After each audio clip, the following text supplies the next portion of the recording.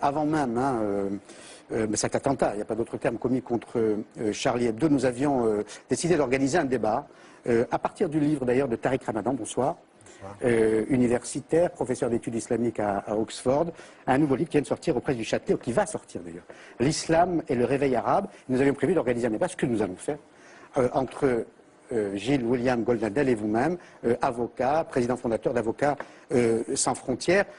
Donc on va en parler, mais je voudrais avoir votre réaction sur l'incendie des locaux de Charlie Hebdo et surtout les menaces.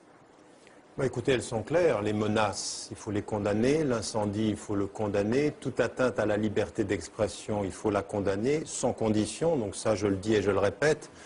En ayant deux débats. Un, c'est celui que vous posez, quelle attitude avoir. Et donc ceux qui ont fait ça ne représentent absolument pas les Français de confession musulmane. La majorité, la quasi-unanimité des Français de confession musulmane condamnent ce qui s'est fait contre le journal. Et donc que là, les propos doivent être clairs et entendus en France aujourd'hui. Maintenant, il y a un autre débat qui concerne le traitement et l'humour. Pour moi, c'est, je veux dire, je condamne ceci, puis ensuite je regarde Charlie Hebdo en face et je me dis que c'est un humour tout à fait discutable. Mais je vais même plus loin. Je dirais qu'aujourd'hui, vous frappez là où il est facile de frapper. C'est un peu un humour de lâche. C'est-à-dire qu'aujourd'hui, l'islam, ça fait vendre, que vous touchez. Vous n'iriez pas, par exemple, faire à Charlie Hebdo une sur ce qu'a défendu M. Goldnadel, un avocat, lorsqu'il est intervenu contre une chaîne publique française, contre la liberté d'expression des journalistes, en disant que c'était absolument scandaleux de couvrir ce qui se passait en Israël de cette façon-là. Monsieur Ramadan... Non mais laissez-moi terminer. Juste un point, c'est pour vous dire que autant il faut avoir une position de principe ferme, intellectuellement, et ça vous devez l'entendre, ce que vous êtes devenu, Charlie Hebdo, n'est pas ce que vous fûtes. Ce que vous êtes maintenant, c'est aujourd'hui dans le courant qui est tout à fait dans le sens de pouvoir alimenter jusqu'à ce que dit Marine Le Pen. Pour vous répondre simplement, parce qu'il parle de M. Goldnadel qui est juste là. Vous ne nous avez jamais menacé de procès, vous ne nous avez jamais poursuivi. Je le ferai jamais. Vous le ferez jamais. Monsieur Goldnadel, on l'a déjà traité dans le journal, il nous a déjà menacé de procès. 3 fois dans un mois. 3 fois, il m'a, en tant que directeur de publication... Oui, mais évidemment, parce que lui c'est un avocat et chaque fois que vous toucherez à Israël, il va se lever. Mais moi je ne vous toucherai pas. Non, mais pour ça, ni intellectuellement, simplement pour vous dire qu'on ne traite pas que de l'islam, et on traite aussi des vous faites de la publicité à bon marché. Non, c'est pas bon marché, non. Non, mais très bon marché. Non, c'est pas bon marché du tout. Monsieur Goldnadel. Des locaux dans le 20e, c'est pas bon marché, même si c'est dans un quartier populaire, monsieur Rien à Ramadan. voir, mais c'est un argument assez... Oui, vous allez... Allez, s'il vous plaît. je trouve un peu particulier, monsieur Ramadan, que vous puissiez dire aujourd'hui que Charlie Hebdo ait pratiqué un humour de lâche. Parce que le simple fait de montrer la figure du prophète, c'est déjà prendre un risque. Le Christ, par exemple, que les musulmans... C'est marrant que vous parliez du Christ. Pourquoi vous ne parlez pas de l'État d'Israël et de votre façon d'aller contre la liberté d'expression, monsieur? Pardon. Vous voulez que je vous parle de mon travail sur Israël dans Charlie Hebdo? Non, mais attendez, je vous explique les reportages que j'ai fait en Palestine, dans la bande de Gaza. Vous êtes allé dans la bande de Gaza forcer les barrages israéliens? Si je peux continuer quand même. Vous allez me dire qu'aujourd'hui vous êtes devenu pro-palestinien. Si je peux continuer, c'est bizarre cette obsession sur Israël. Vous autorisez... C'est parce que vous êtes en face de moi. C'est bizarre. Vous autoriserez un avocat français de considérer qu'aujourd'hui, la religion la plus calomniée en France, c'est pas la religion islamique, c'est pas la religion juive, c'est la religion chrétienne. C'est ainsi. Alors si je le dis, j'ai encore le droit de le dire. Ensuite, vous avez fait allusion. C'est faux. Vous avez, bien sûr. Vous avez fait. Pardonnez-moi, mais la semaine dernière, nous organisions un débat ici même entre des intégristes catholiques et le directeur du théâtre du Rond-Point, Jean-Michel Ribes, parce que les intégristes catholiques critiquent très sévèrement la représentation du Christ dans une pièce. Je pensais par exemple au Christ plongé dans l'urine, l'histoire de Pisse Christ. Oui. Il y a beaucoup de choses qui sont peut-être contestables, mais qui n'ont rien à voir avec jeter des bombes. Là où je rejoins... Mais comment vous savez que c'est des musulmans qui l'ont fait? Je dis simplement jeter les bombes. Vous le savez déjà? Et je dis qu'il n'y avait pas de quoi. Et je dis que c'est ces musulmans? Et je dis qu'il n'y avait pas de quoi fouetter ni un chat, ni un chien d'infidèle. Dans ce qu'avait fait Charlie Hebdo. Voilà la situation. Mais là où je rejoins, mais vous avez une curieuse façon de laisser parler les gens. Là où je rejoins Monsieur Ramadan, c'est qu'effectivement, ça ne me gêne pas. Vous savez, si vous dites qu'il pleut et qu'il pleut, ça ne me dérangera pas que de vous dire que vous avez raison. Là, je dis que vous avez tort. Bien, simplement, c'est un fait et ça montre que les islamistes, ne vous en déplaise, sont en perte de vitesse dans notre pays. C'est la remarquable réaction des musulmans en France, en ce compris d'ailleurs les musulmans représentatifs comme M. Moussaoui, qui ne s'est pas embarrassé de distinguos subtils comme M. Ramadan, qui a condamné strictement et simplement l'attentat. Je pense aussi à l'imam Chalgoumi, qui est un musulman tout à fait tolérant et qui a condamné sans réserve et sans faire une première partie et une deuxième partie. Mais comment pouvez-vous, monsieur,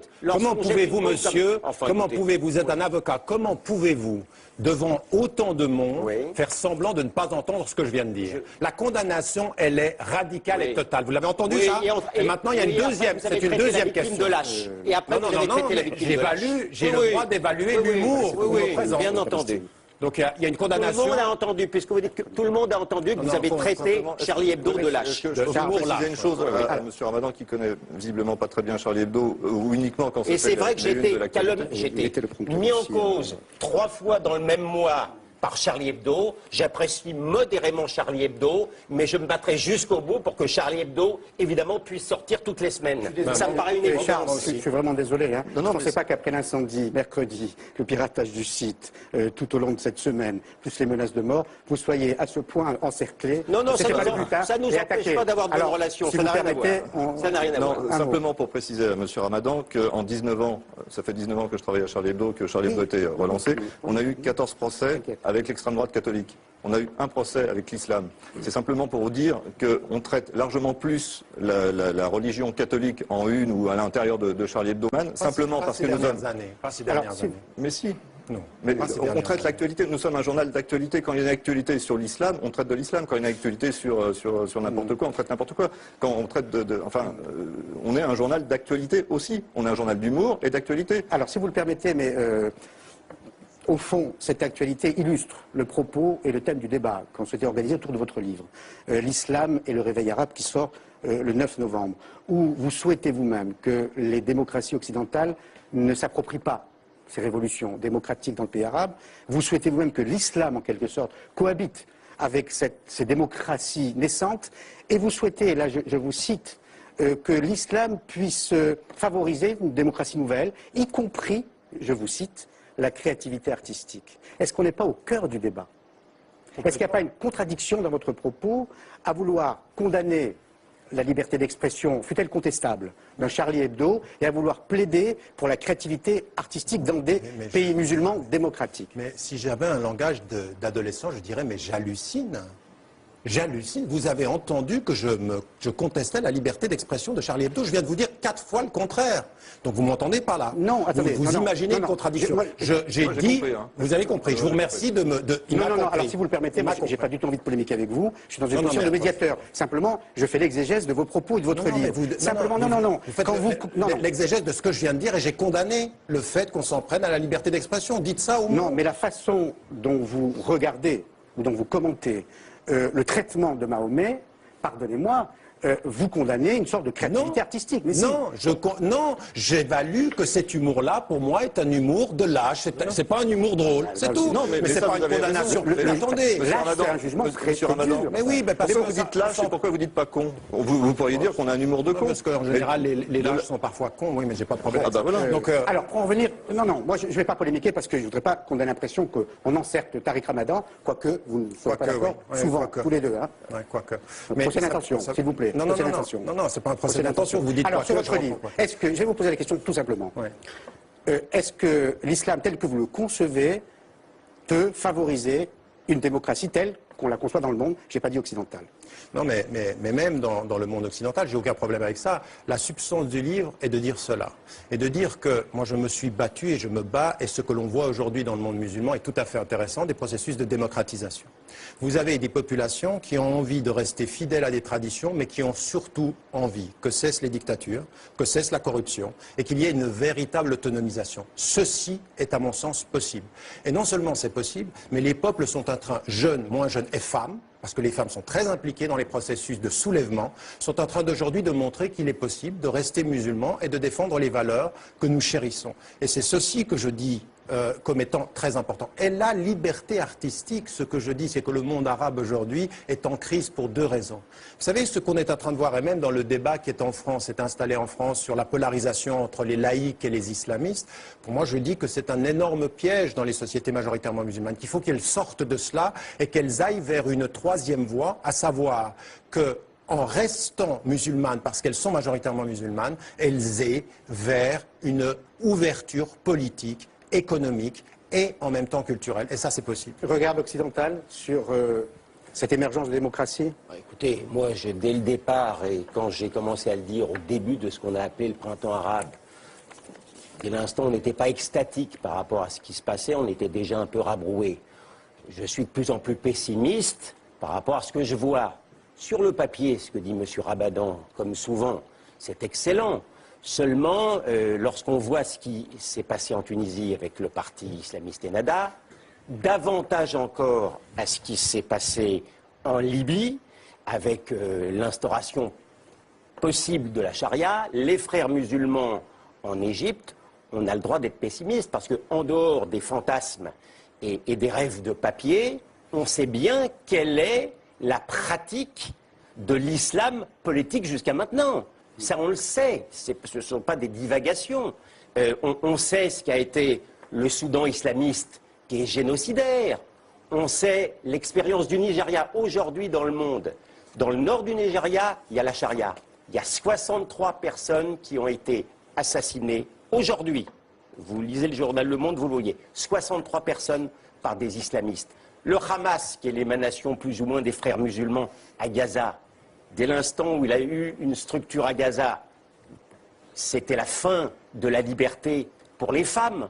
On sait le sort pour les homosexuels. Donc, pardon, j'aimerais beaucoup me tromper, mais la pratique de l'islam politique est totalement en infraction avec ce que dit souhaiter M. Ramadan, ce compris d'ailleurs la création artistique en Tunisie. On a vu les manifestations et les excuses qu'a été obligé de faire le patron de la chaîne tunisienne sous prétexte qu'on avait passé le film de l'iranienne Satrapi. C'est un véritable crève-cœur. Et pourtant, en même temps, les peuples ont le droit de voter dans le monde arabe. Et on ne peut pas, même si ça ne nous plaît pas, on est bien obligé de prendre, évidemment, tirer les conséquences de ce qui se passe. Donc c'est un véritable crève-cœur. Et pardon, moi je suis pessimiste. Moi, je me suis engueulé avec ce monsieur sur des plateaux de télé parce que j'étais pas d'accord et j'étais optimiste. Voilà. Ben, moi, ce que j'aimerais dire par rapport à ça, je pense qu'il y a un certain nombre de questions qu'il ne faut pas éviter. C'est-à-dire que l'islam politique, d'abord, n'est pas mort aujourd'hui. Il faut reconnaître une chose, c'est que sur les 30 dernières années, il y a des évolutions. Souvenez-vous, en Turquie, on disait, au moment où arrivait Erdogan, ce sont des islamistes, ça ne va pas marcher. Il y a eu une évolution. Ce que je crois qu'il faut faire, c'est parier aujourd'hui que dans le débat, on a même vu Moncef Marzouki, qui est un laïc, dire il faut que nous entrions dans un débat. Il faut qu'il y ait un débat critique et que nous donnions la chance à ces dynamiques-là de montrer qu'elles sont véritablement démocrates ou non. Mais on ne peut pas, depuis Paris, décider que les peuples votent mal parce que ça ne nous plaît pas. Il faut, de ce point de vue-là, respecter ces... On peut dire qu'on n'est pas d'accord. Mais l'exemple que vous prenez, M. Ramadan, le problème, c'est que l'exemple que vous prenez, vous n'en avez malheureusement pas beaucoup d'autres à votre actif, c'est un faux exemple, parce que la Turquie, c'est encore aujourd'hui un pays laïque, d'une part, et puis d'autre part, il ne faut pas non plus rêver sur l'exemple turc, c'est pas non plus exceptionnel. Donc, malgré tout, vous n'avez pas véritable d'exemple pratique à nous opposer. Si vous parlez du monde arabe, j'en ai pas. Parce que le monde arabe est totalement verrouillé, il l'a été pendant longtemps, maintenant on a des dynamiques. Donc à ce moment précis de l'histoire, plutôt que de regarder ce qui s'est passé en disant on n'a pas d'exemple, essayons d'observer ce qui est en train de se passer. Qui, il y a une année, aurait pu penser qu'en Tunisie, en Égypte, on allait avoir ces mouvements-là? Donc, avant d'avoir une conclusion qui soit totalement négative, laissons à ces peuples-là. Mais ça veut dire aussi que de là où nous sommes à Paris, il faut entendre la voix de musulmans démocrates qui sont aujourd'hui dans l'exigence qu'on les écoute. Tout en conservant notre esprit critique. Oui, voilà. même les Palestiniens. Allez, d'un mot, on attend votre prochain numéro. Le prochain numéro mercredi, en espérant qu'on passe à un autre sujet pour que M. Ramadan ne pense pas qu'on traite l'islam toutes les semaines dans Charlie Hebdo. Merci beaucoup, messieurs. Culte, ça serait bien. Je cite on en a déjà parlé, il faudrait vous abonner. Je cite Abonnez-vous, il est au courant. Non, vous me l'offrirez gratuitement, ça c'est pas cadeau. L'islam et le réveil arabe de Tariq Ramadan. Je cite votre dernier ouvrage, Réflexion sur la question blanche, du racisme blanc au racisme anti-blanc. Et j'attends de citer la semaine prochaine, on aura enregistré l'émission mais dans 15 jours, je citerai la nouvelle une de Charlie Hebdo. Merci beaucoup.